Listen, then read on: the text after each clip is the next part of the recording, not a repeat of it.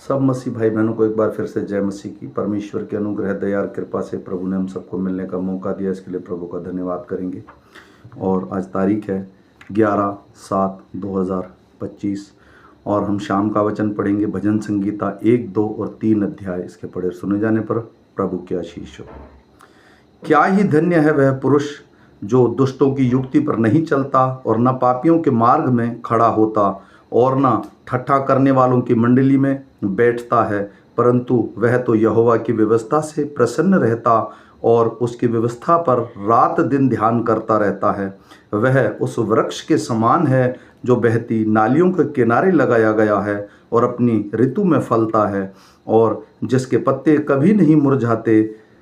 इसलिए जो कुछ वह पुरुष करे वह सफल होता है। दुष्ट लोग ऐसे नहीं होते, वे उस भूसी के समान होते हैं जो पवन से उड़ाई जाती है। इस कारण दुष्ट लोग अदालत में स्थिर न रह सकेंगे और न पापी धर्मियों की मंडली में ठहरेंगे, क्योंकि यहोवा धर्मियों का मार्ग जानता है, परंतु दुष्टों का मार्ग नष्ट हो जाएगा। जाति जाति के लोग क्यों हुल्लड़ मचाते हैं और देश देश के लोग क्यों व्यर्थ बातें सोच रहे हैं।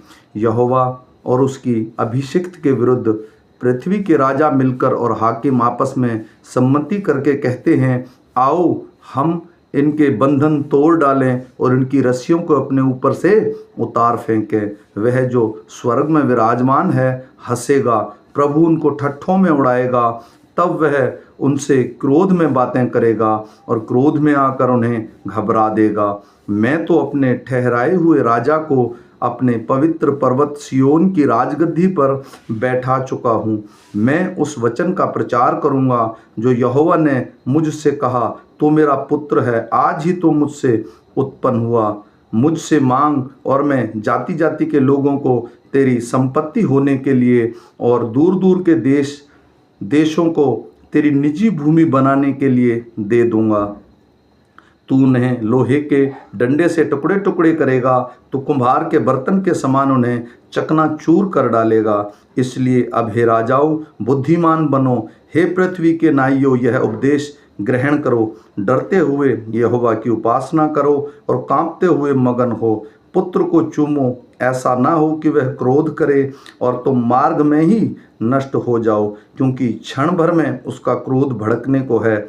धन्य हैं वे जिनका भरोसा उस पर है। हे यहोवा, मेरे सताने वाले कितने बढ़ गए हैं, जो मेरे विरुद्ध उठते हैं बहुत से मेरे प्राण के विषय में कहते हैं कि उसका बचाव परमेश्वर की ओर से नहीं हो सकता। परंतु हे यहोवा, तू तो मेरे चारों ओर मेरी ढाल है।